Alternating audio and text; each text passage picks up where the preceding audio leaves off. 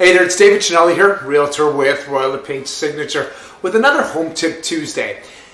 The weather right now, obviously, it's the cold, and if you live in a detached home, you want to be really cognizant of the amount of moisture coming into your basement. What happens is if you have cinder blocks tend to be more porous as a foundation. So water, what happens if it is beside your home, gets sucked up into the cinder blocks. And if you've had the extreme colds like we had, what happens with the water, obviously, it expands. If it's inside the cinder blocks, what's going to happen is that those pores are going to increase, and eventually over time, that foundation is going to crack.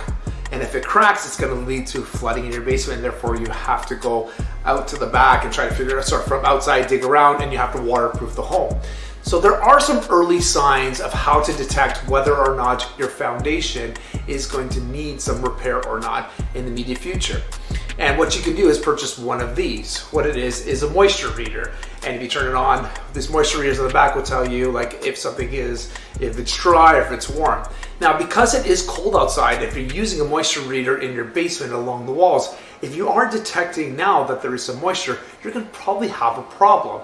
And the reason why I say that is that at this time of year, everything is frozen outside. So there really shouldn't be that much moisture coming in right now.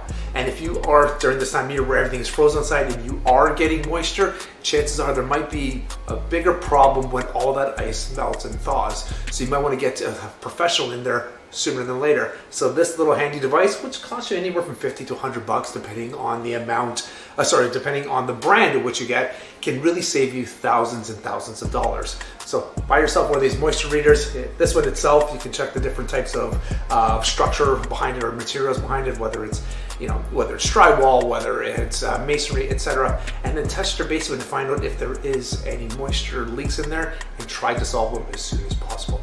Have a wonderful day, everybody. Hope you enjoyed this tip. Bye for now.